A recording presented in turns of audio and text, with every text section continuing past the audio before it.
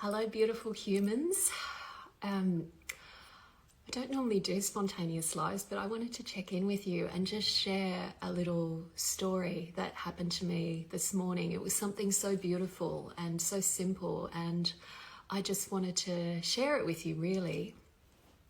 I was going for my walk this morning and I noticed I tend to take the rubbish out when I go out for my walk, and as I lifted the recycling bin to put the paper waste in, I noticed there was this tiny little snail that had kind of attached himself to the edge of a box. And you know, I had that moment where I was worried about what was going to happen to this snail when the rubbish collection people came, and I thought I need to try and get this snail out of the recycling bin. So I went to pick up the box where he'd kind of crawled, and he dropped into the bin, and I was like horrified. So then I'm spending 10 minutes trying to rummage around in this like paper recycling bin to find where this beautiful little snail had got to, and I couldn't find him. And I thought, you know, I felt terrible actually. I thought I want to help, but I don't know how because I can't find where he's gone. Anyway, I felt spirit just saying, go for your walk. And so I went for my walk, and on the way back, I felt that snail again. I kept thinking of him. And I should say, when he dropped into the bin and my heart just kind of dropped with him,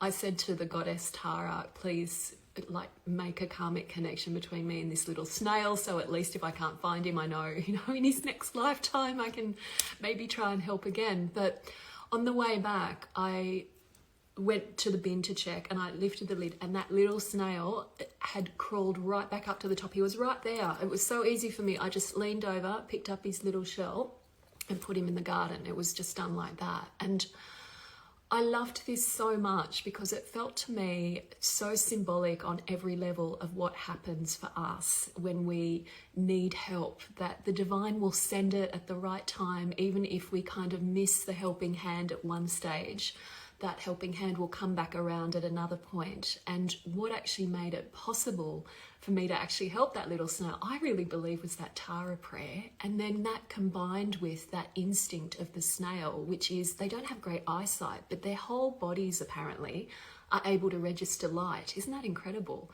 So it was that sense of he just moved towards the light. That's all he needed to do. And then the divine kind of, that energy of compassion orchestrated the capacity for me to be able to help that little creature. And then I was happy, he was happy. Assumably Tara is always happy, but she was happy too. And there was this beautiful moment where I realized, you know, even when we feel like we're falling in the garbage bin of, of life from time to time, if we keep sensing the light and keep moving towards it, the helping hand that we need will be given. So I wanted to share that with you because I thought it was just gorgeous. And I also wanted to share one other thing with you about this, which is the meaning of bodhicitta. So from the Buddhist tradition, it talks about, literally, it's the mind stuff of the bodhisattva, or the enlightened mind that wants to assist and support and help. And bodhicitta is not just an attitude, it's actually an energy. It's a divine nectar of sorts, if you like. And when we connect with the heart, when we connect with that feeling of wanting to help or wanting to be healed or wanting to be part of something positive and constructive that's happening on our planet, we're connecting with the bodhicitta, that essence, that desire to learn how to grow spiritually so that we can support others. It's quite beautiful. And the thing that bodhicitta does for us, many things, it gives us a sense of compassion. It also gives us the energy to do what is necessary. So it gives you the energy to rummage around in the in the paper bin, gives you the energy to go back and remember and think and check again to see if that little snail was there that needed rescuing. And in our lives, it gives us the energy to do our meditation practice, to do prayer, to do things when we might not feel like doing them. We might want to, you know, a glass of wine and Netflix, and there's nothing wrong with that at the right time, of course. But there are times when actually what we need to do is just find that kind of sacred hustle, the spiritual energy and motivation to apply ourselves to our sacred work, to really write those pages, or do that study in that course, or seek out the class, or meditate, or find the energy when someone's done something incredibly human and we've had an incredibly human response and we might want to clean it up spiritually. It's the bodhicitta that comes through our heart and says, let's just find a place of compassion here. Let's step back from judgment and find that ability to be in our hearts and to actually just say, you know what, you might be having stuff going on in your life that I don't know about. This is the best you can do. Let me send you compassion instead of getting caught up in drama or judgment here. And you free yourself and you help to free that person. Everyone has free will as to what we do with it, but making that offering of compassion rather than adding fuel to the fire can actually be a beautiful offering too. So that was my little snail story and my little bodhicitta story that I just wanted to share with you. And I think I wanted to check in and see how you're all going. I wanted to send you lots of love. And I know, I'll just say this, I know there's been lots of like impersonator accounts and that kind of thing going on. There's been a lot of fluctuation in the collective generally, politically, through situations of great violence that are happening on the planet at this time. There's a lot happening. I want you to remember, if you can, for some of you, you might be going back quite a long time, but when you first started your spiritual path or your self-healing journey this lifetime, you might remember how intense it was in the early phases and maybe how much resistance there had been at certain times. You might remember that certain things that you can do now maybe relatively easily because you've been practicing for a very long time. You might have struggled to be able to do even a couple of years ago, let alone when you first started.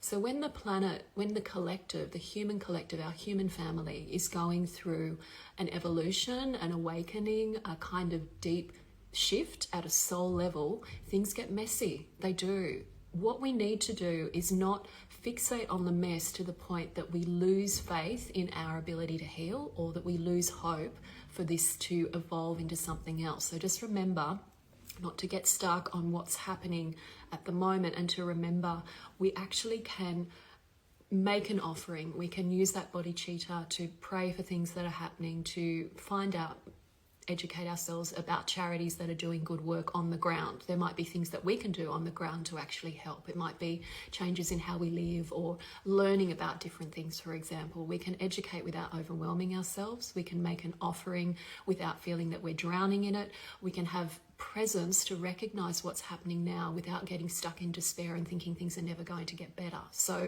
we don't bypass, but we don't become completely kind of almost traumatized in the moment by it either. We find our space to be able to be present to what is and continually do the work that we've come to do together, which is holding a certain kind of consciousness, honoring the authenticity of the soul journey and just taking those steps together.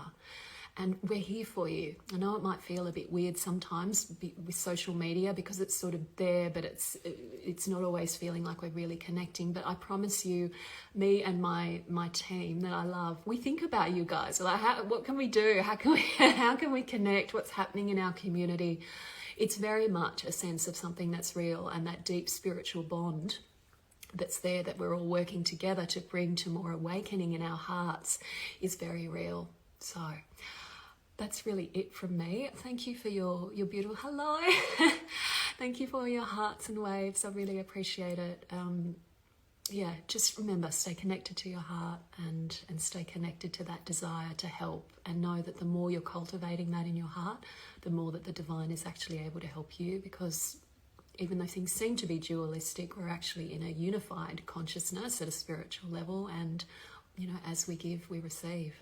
So much love, dear ones. Take care. Bye for now.